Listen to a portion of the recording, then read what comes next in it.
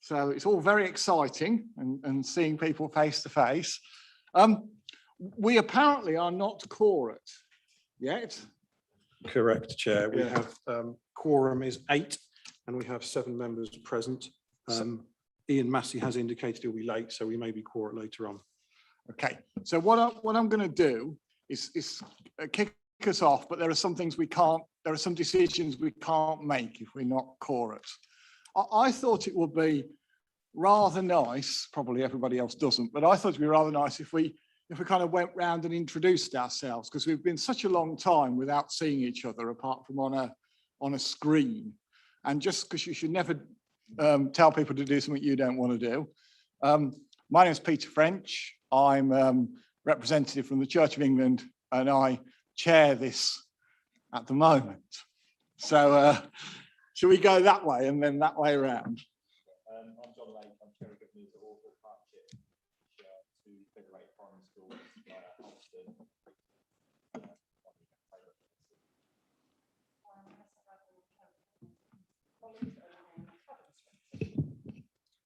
I'm Councillor Fiona Baker, the lead member for Children and Education for West Northants Council.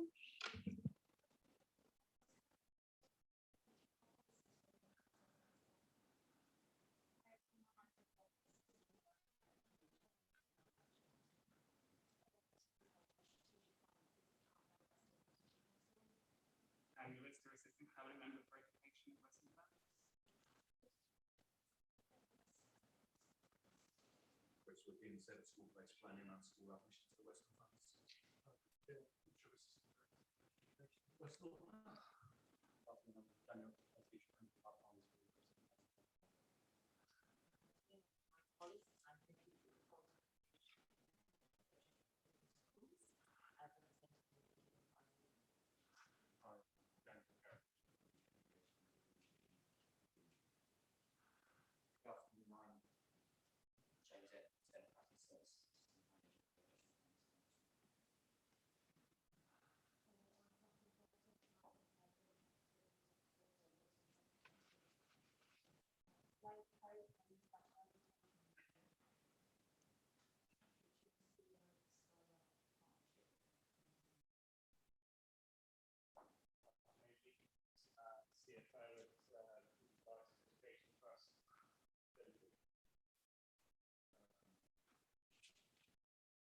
Thank you.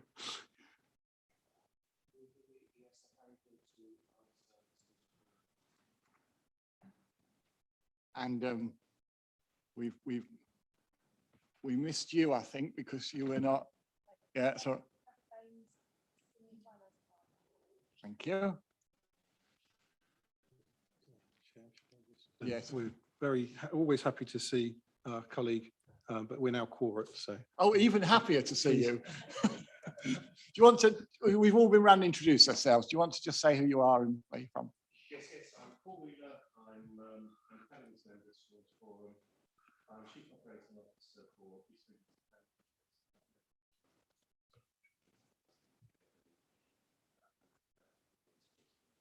Lovely, thank you. Welcome everybody. Okay, we can go through the agenda and make decisions now. Excellent. Declarations of interest. Has anybody got any interest that they wish to declare not previously declared? No. I want to say you're going to have to really wave at me because I really am 6 foot above contradiction here and I can't see all, my eyesight's not good enough to see all your name badges, so you're going to have to wave vigorously. Election of vice chair. That seems like a good one. Anybody want to be vice chair? You can sit up here. We're going to hold it over. Yes, it was held over from the previous meeting, so if anyone does wish to put themselves forward as vice chair, that would be helpful. I promise not to disappear straight away. That's...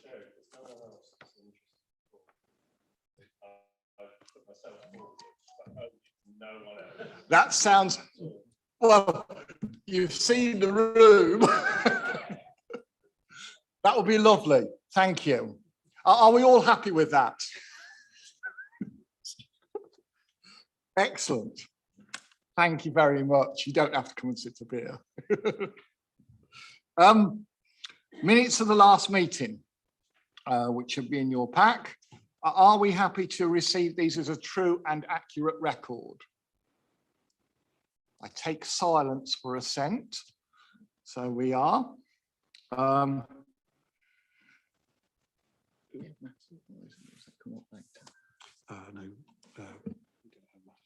Oh, we don't do that, right? Okay. Combined service. Oh, haven't we? Oh, I do apologise. You're going to sack me, aren't you? We didn't do number one.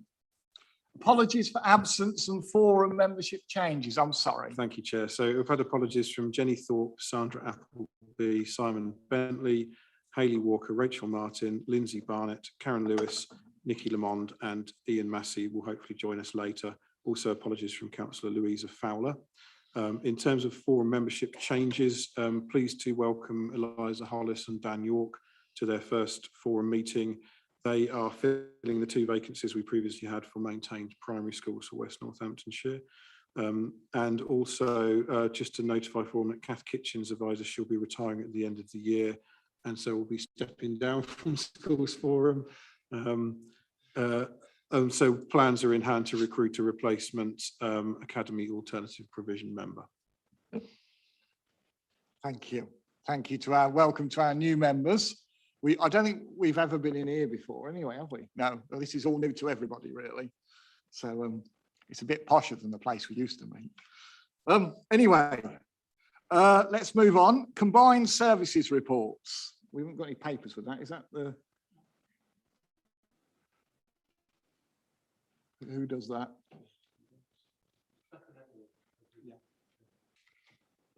Oh, Beth. Emily, hello. Oh, that's it. If I introduce the papers were circulated this week, so I'll largely take the papers as read, but I'll introduce the paper and pick out the key points. The combined services report is for information at the moment. No vote required this time round. It's just to make schools forum members aware of what will be going in the schools consultation, and it covers the areas around de-delegations, of which there were separate appendices to the reports. One around the school improvement grant, one around trade union, and one around school redundancies. And then also the proposed central expenditure for next financial year as well, which is largely funded through the Central Schools Services block.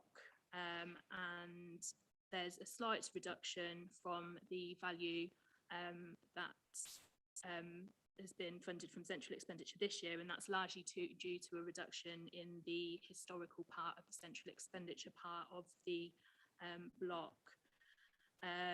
In terms of the de-delegations that we'll be requesting, the 3 items are in line with what have been previously requested, and the values are in line with previously requested, with the exception of redundancy costs, where there's a slight increase from the value requested for this financial year, but that's largely due to the fact that we've had prior year carry forward that's supplemented this year.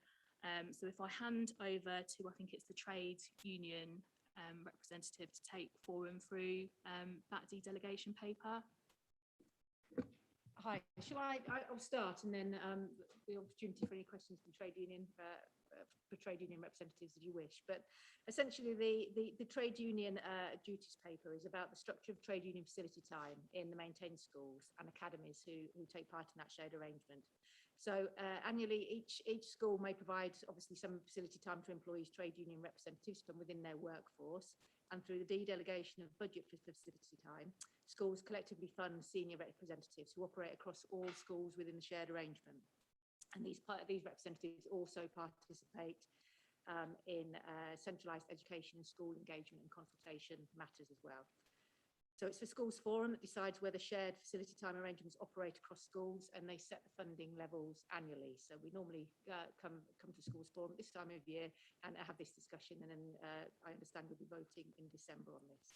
So the proposal this year is that funding of facility time is paid by the schools at the same per pupil rate that it's been set at for many years at the moment, which is £2.10 per pupil, which is at the lower end in terms of other authorities and how they operate it.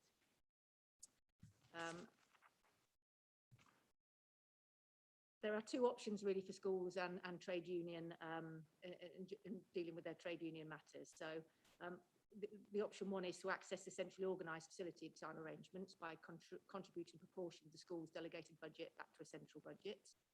And then this money is then used to reimburse schools who employ the recognised trade union representatives. So that's the de-delegation. But the second option is to make a provision for the arrangement for facility time to operate just within the school.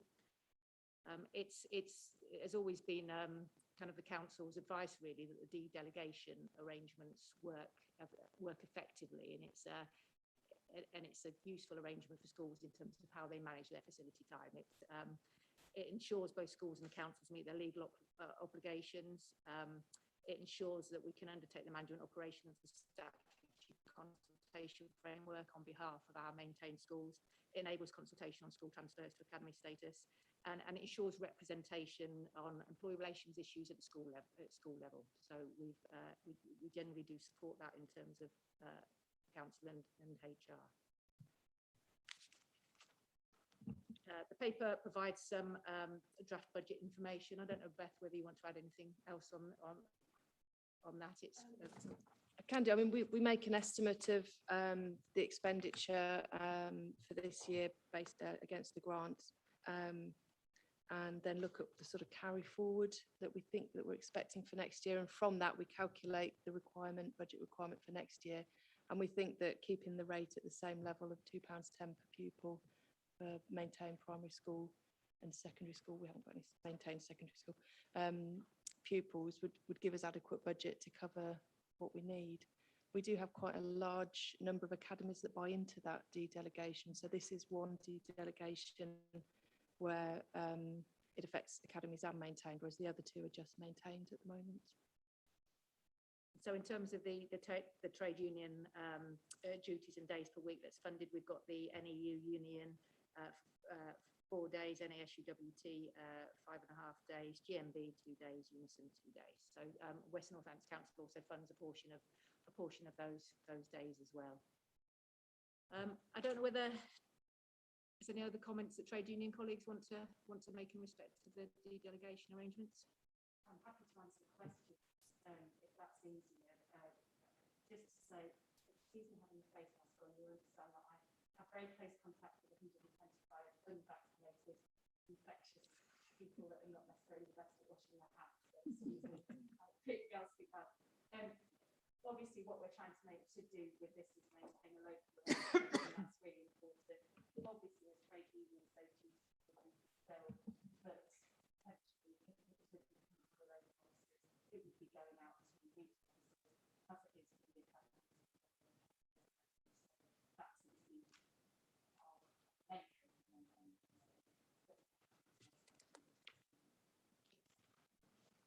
Okay, are there any questions or comments on all of the de-delegation really, but particularly on the facilities time? Questions or comments, anybody? Yeah?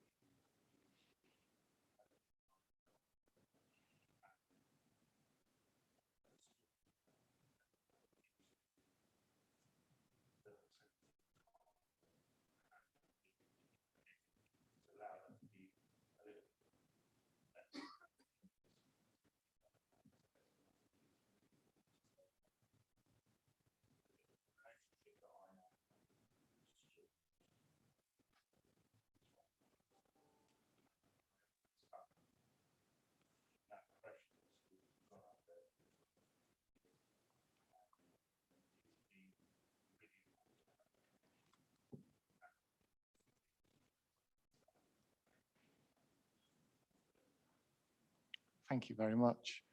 Any other comments or questions? Yes, please.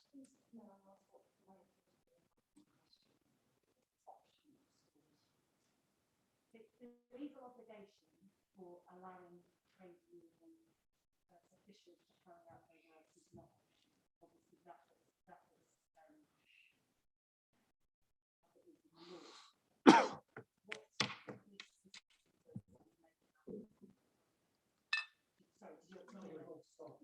Yeah, okay. So obviously what we're doing is trying to make it easier. So for example, my school, well, they have let me out today, which is very kind of them, but normally I'll be teaching rather than them let me out whenever there is a meeting, which they would do and have to pay for cover, for example. They have committed 2 days of my timetable to my trade union work, which is then paying back funding, rather than not an ad hoc basis, but as the need arises basis, which could then be, instead of one rep representing, instead of me representing the potentially 6 or 7 different schools with their reps having to be allowed that time. Yeah. Just to supplement, schools don't have to maintain schools do in effect have to do it, schools form group, because this is the mechanism to maintain. In terms of the Canterbury school, they opt into this individual, and that's why trade unions across the whole facility style in the last few years. Every school is created, and so the pool of money increased. So trade unions are operating produce facilities compared to 5 or 6 years ago. In fact, compared with last year and every year. In just about every area, the number of academy schools that fire back, many fewer than the number of academy schools. I believe it's about 20%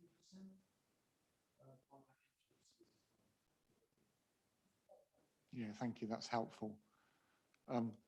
Any more comments or questions? Just to say that then we organise tours.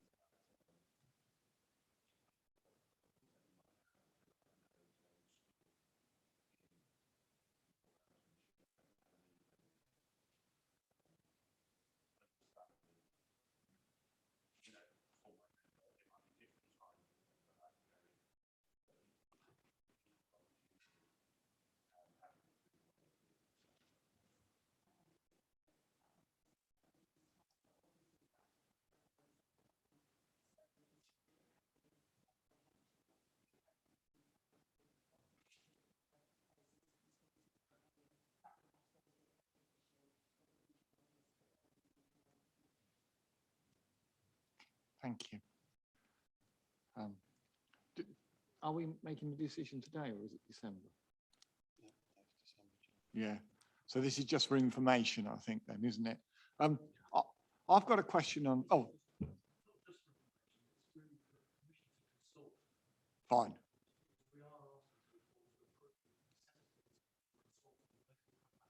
I see. Right. Thank you. That's helpful. Before I ask for that, I've got a question, but not on facilities time. You mentioned in your statement that we were putting more money into the redundancy pot.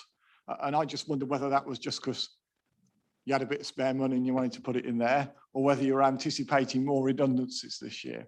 No, so there are a couple of other de-delegations to cover off. That was the trade union, the schools redundancy one. There's an increase in the value that we're asking for next year, because this year we've been able to get by on carry forwards from prior years. However, we think we'll reach a point at the end of this year whereby we'll have basically used that carry forward on commitments within this financial year, which means that we'll need to almost replenish the pot for next year.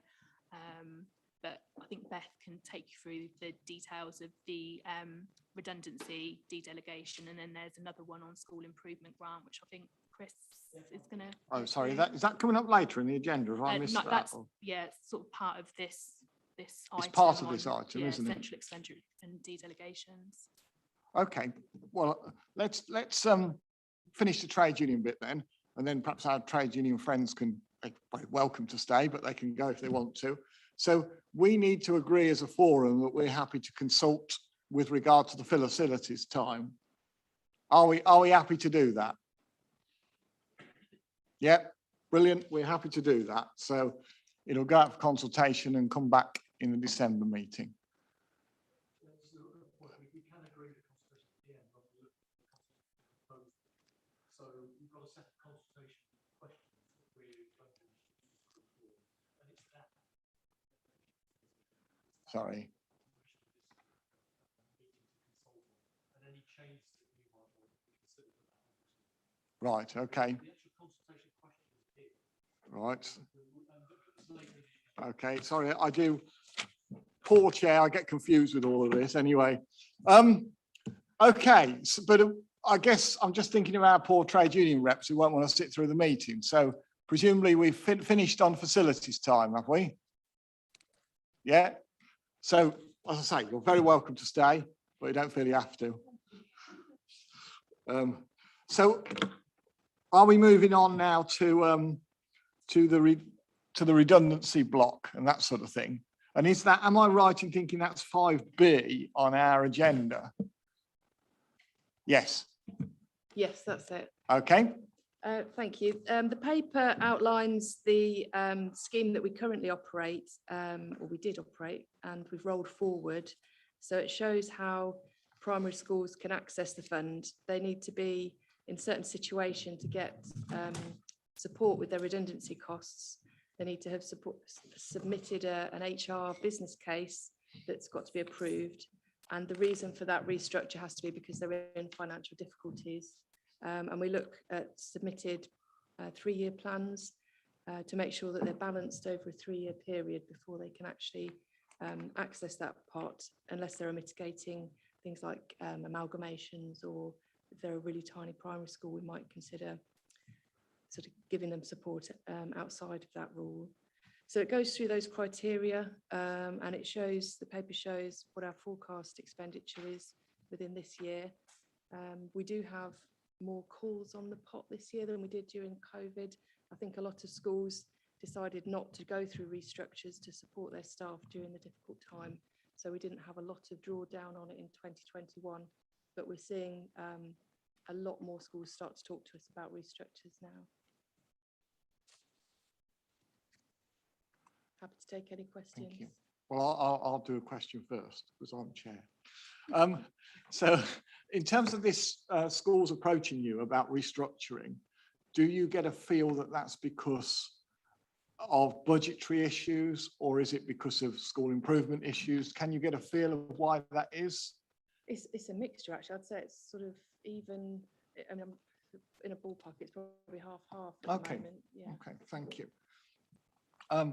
Any questions on that particular aspect, the redundancy aspect? Yes. The proposal is an increase from £1 to £8. That's right, yeah. Yes, yeah, yeah.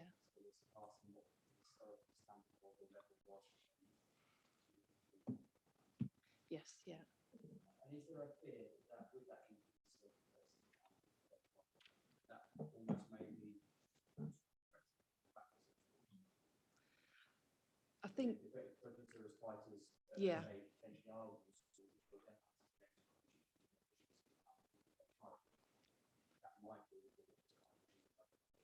Yeah, I think, Chris, do I hand that to you? So,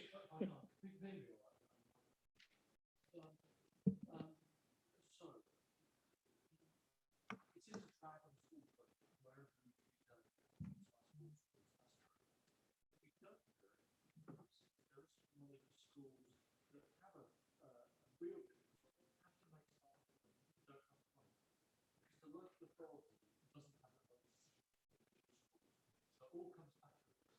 But it's a very good question because it's a balance. This board might say, actually, we do approve delegation process. It's entirely right, but we don't approve the amount of which it costs. It's entirely legitimate, and the question you ask is exactly right. So we could agree cost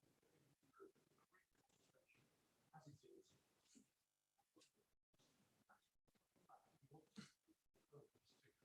Or you could say, look, we could be more the challenge there is if post-COVID, the number of schools or the amount of money will be going back to that individual school.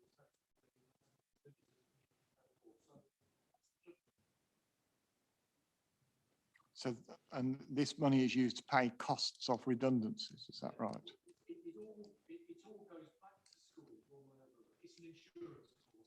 So all schools pay. But it's an insurance policy for redundancies.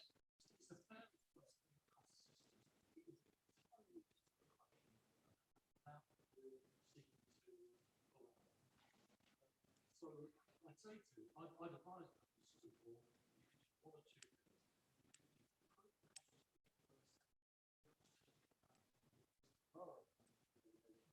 Or go out on what you like, but coming back here will be reinterrogating the right of delegations and autonomy as a whole. One final thing, West Northamptonshire Council, in my very wide experience, is quite low on delegations and autonomy. It's a small amount of money. Many of the councils Okay, thank you. Yeah.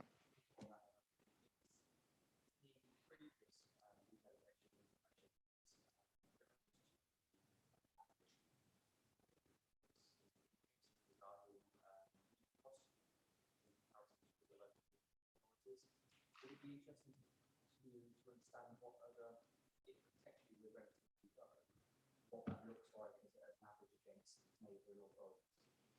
Yeah, we can bring that back to you. Not all authorities have a redundancy delegation. So if we take it as an average across those with zero, we'll pull the average down. So. Yeah, I think what we can do is do something. Some other authorities choose different things. Those at the zero, just take it on, and we try and use the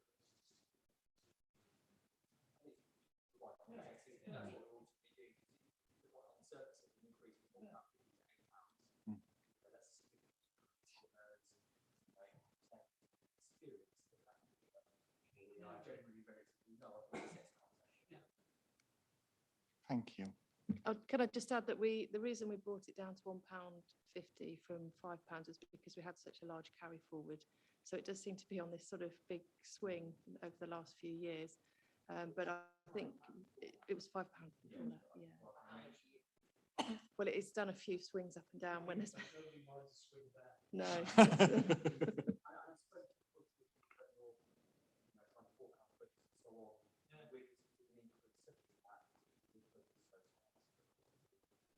Sure.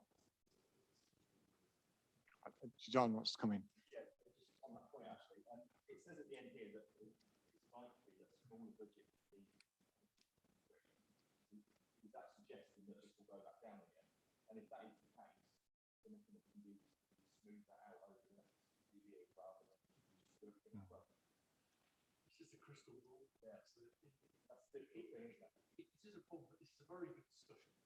And I think at the end of the meeting, we can tell us the determination. Okay, any other questions or comments on, particularly on the redundancy? Yes, Lee.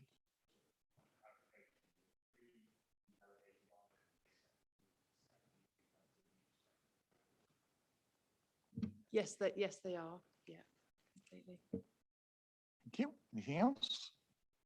Shall we move on to the school improvement one then? Who's speaking? Sorry? This is me. That's you. Right. Okay. So this relates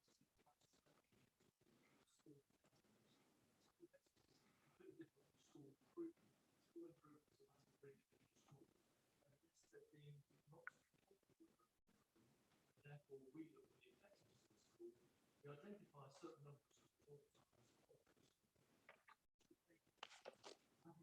a certain number of schools all the time. So against those, we identify those schools, we support those schools, resources from connected more and challenge them as well. And that challenge can go to the legal challenge, use legislation for that, which May 2006 Inspections Act. Now, in order to do that, we obviously need a resource. The amount of resource we hold is small but effective. We use the school improvement to employ head teachers, and head teachers are the best people to support and challenge all teachers. The case got small but effective team, shall we say, in order to do that. And I don't want to go through parts of that purpose. So paragraph 2 looks at what we fund through that. See the voice of what we do that. Paragraph 2.5 says exactly what we use. So for instance, pick the first one. Resource school to school support.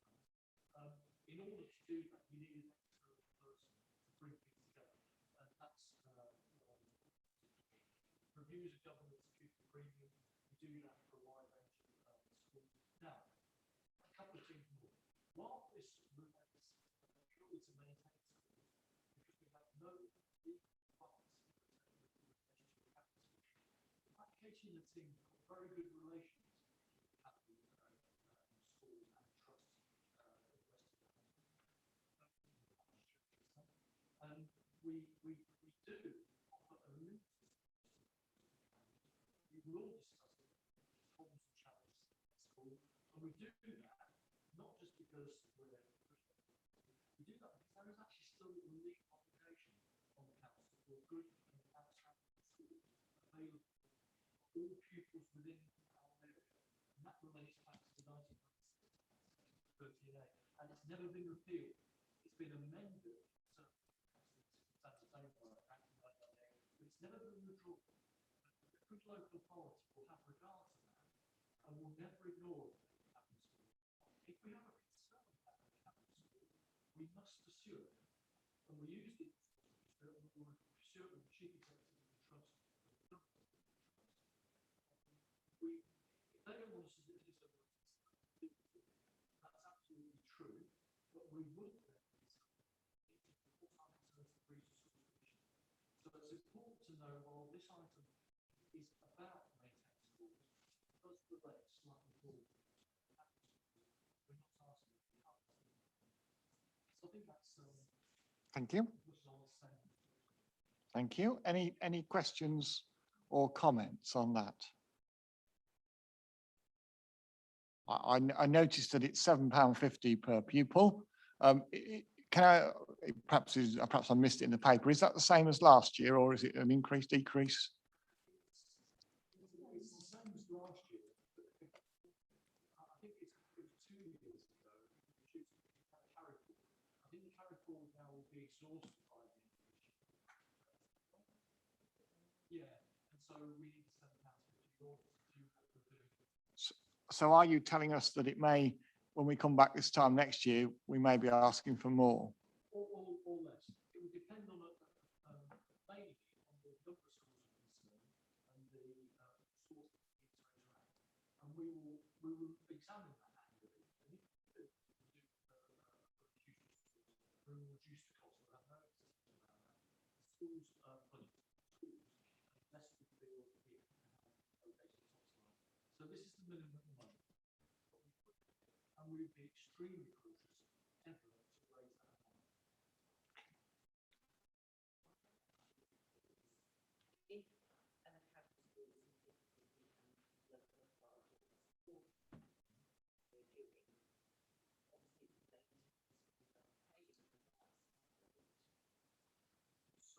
we would ask for. No, we would make it through that school.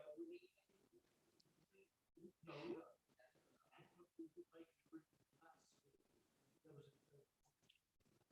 so we use the money overall because that's the lead producer. We're not necessarily using this to central block. So this would not be for a capital school, unless they pay for it, increase the level of the school. Sorry, it's my fault. Thank you. Any other? Yes, please. I appreciate this is to understand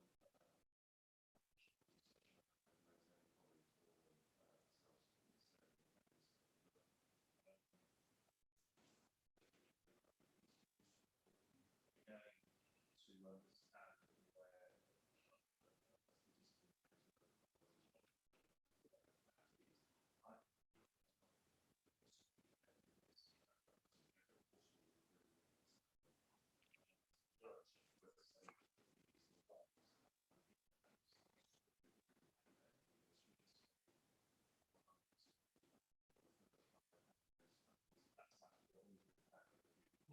for the overall infrastructure.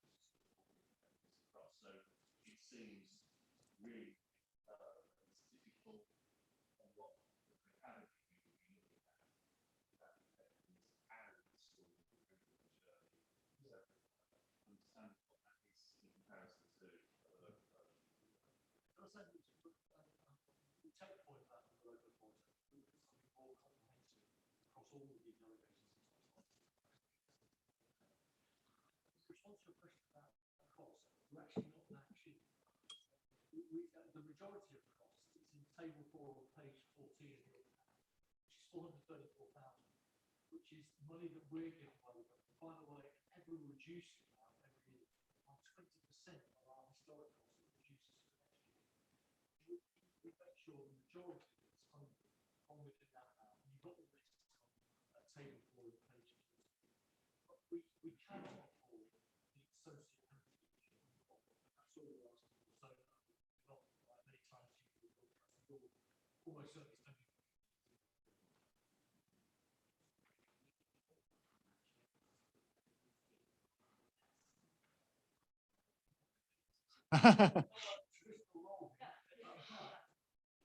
Actually, when you look across West Northampton, the maintained schools, they're all private, they're pretty good.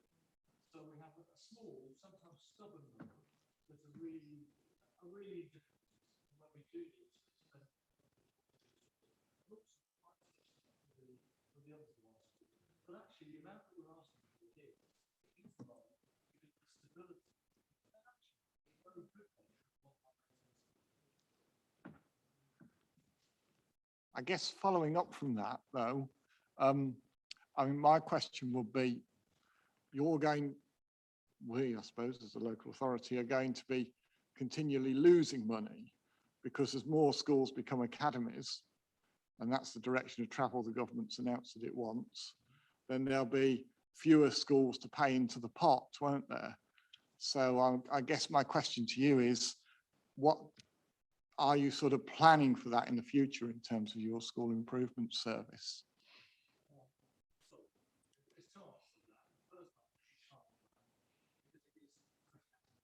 Okay.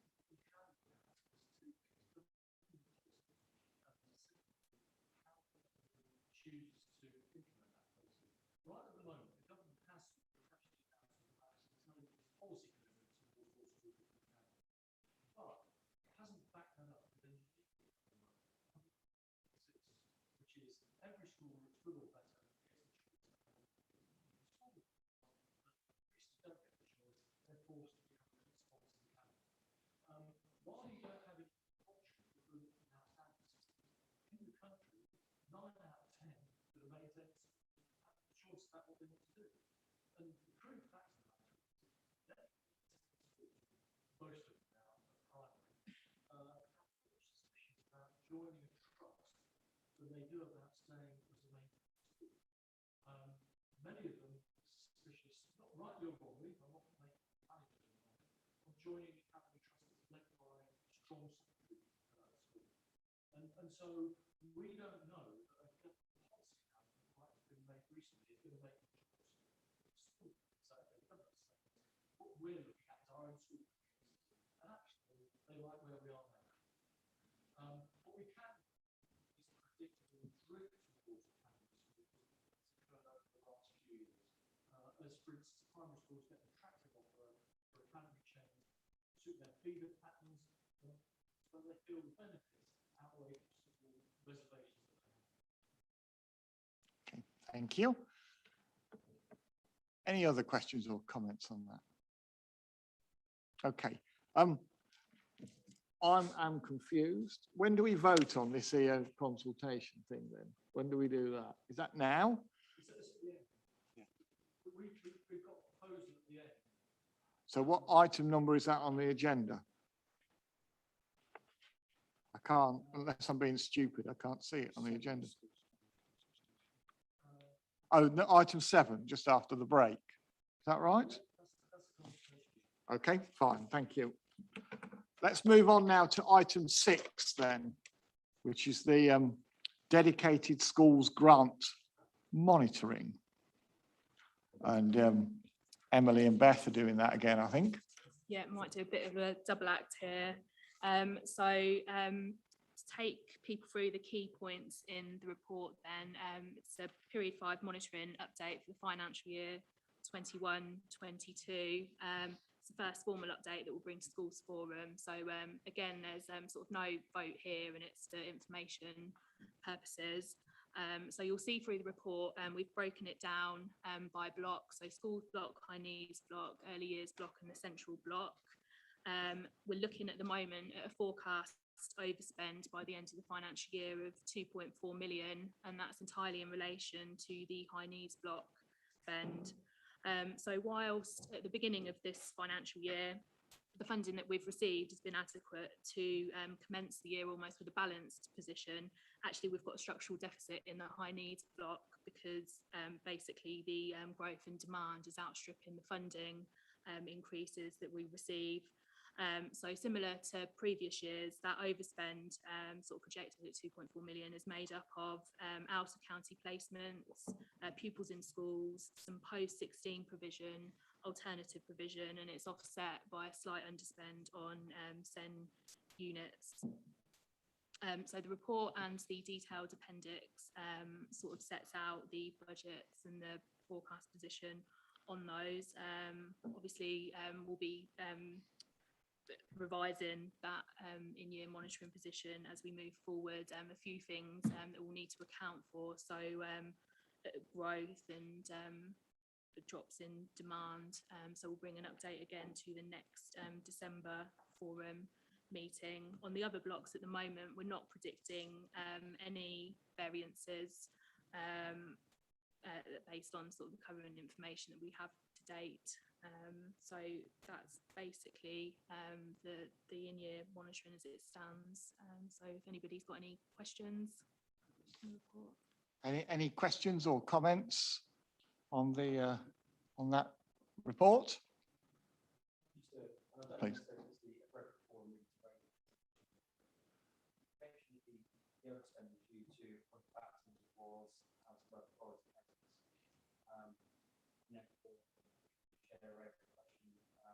About that year on year. So is there a more strategic thought taking place in terms of how to address that? Because those are out of county, are they bringing them back in our school place? Ultimately, deficit is taking place. Is that appropriate to All right. You've nicked one of my questions, so that was brilliant. Thank you. No, that's fine. I think that falls to me to answer. So it's a side point. So this problem is not just for West Northampton. This has been experienced around the country. It relates back to the 2014 Children and Families Act, where the statements for education need to be put the policy in place, in fact, to reduce the number of EHCPs against statements. At the same time as trying to increase the age range or the age limit of EHCPs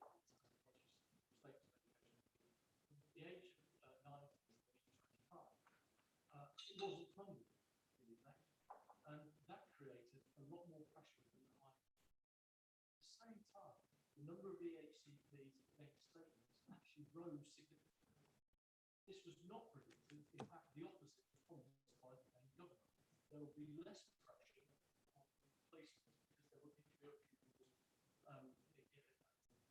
registered as high need, and therefore they can never enter school. In West Northants, it's been dealt with, in fact, better than many.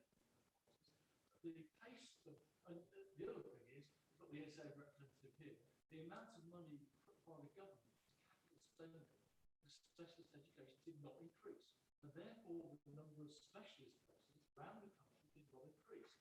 The pressure on the independent sector, and where does it go? It doesn't go lower down.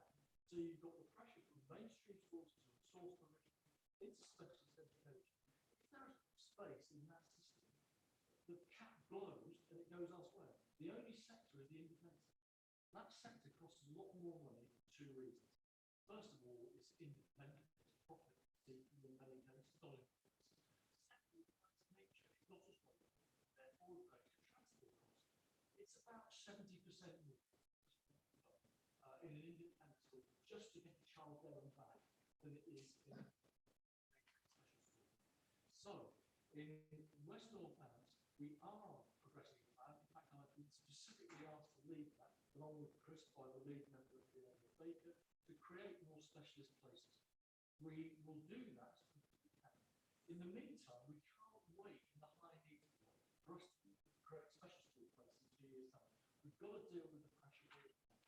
So these are amongst the things that we're doing to reduce the pressure. I'll come on to it shortly. But we will we'll inform schools for the places that we intend to provide. Of course, there are a couple of problems here. One, finding somewhere to put school. Secondly, providing the funding, because we cannot rely on the free schools programme of the government for the next few years. With COVID and everything else, I've warned the council members, it's likely that the council has to borrow the money itself to pay for it. I think we're going to have to do that. One of the difficulties, the government has a review of special education needs. It's been delayed about 3 times now, but it's imminent in probably between now and the end of the year or the beginning of next year. In that review, it's entirely possible, I've got loads of people who told me, despite the amount of money delegated to schools will increase from 6,000, the notional 6,000, to the notional 10,000, to encourage much more mainstream provision. In other words, more children now in the EHCP, many of whom parents and schools seek to root out mainstream education to special education. That would occur less, and that would wreck the plan of a council that tries to be forward-looking and provide more special school places where that curve flips. So we've got a very difficult situation at the moment that we're for, we've got to continue to do. So sorry, that's a bit longer than I thought it was a very helpful answer. Thank you. Any other questions or comments on that? So just one more from me. So it's the high needs fund that's overspent. So when you say high needs, is that children on EHC plans, or is that higher needs than that? Oh, no, it's not higher needs. The answer to that is yes and no. It is mostly spent on plans, but it's not only children who have plans. In fact, my report, many of them have plans, some of whom won't, where there's the specialist service, so the high needs book is broad. Certainly the majority of the time, the overall majority, perhaps 90%. I'm not looking at the detail of most of the plans. If you think about that as I had a reason for asking the question, and that's that I know from my dealings with schools, and I hope other heads would nod in agreement, that the number of children with special educational needs coming into schools is increasing. And I think it's a huge issue for schools. yes and no. I think there will be following the COVID pandemic where extraordinary pressures Yep. apply. But the fact that there are more and more a matter of definition. It varies from school to school. That's the very reason why I refuse to put the definition of school action plus to give proxy funding to schools for what special education is, this notion of 6,000. Because some schools were inflating their numbers. You know, it's a school that said they got 17% of pupils who had SEN haven't got that. That's the blunt truth. They wanted to paint their situations being more difficult for inspectors, the local authority, anybody at home. So it was never a reliable measure. So the government moved to more reliable, and it's free school meals, other measures to adaptation, and that's what we use for measurement. That's what the proxy 6,000 is based on. Okay, that's helpful. Thank you. Any other comments or questions? I would just add to that, I think the accessibility to what education are easy to parents. Okay. Diagnosis and so on. Inputs in terms of sending. Thank you. There is, but we have our own view, and that's what they do. When there's a private view, that is always something that whether that private view is that. In many cases, it's based on a paid relationship between one person and another. Thank you. Duncan, please.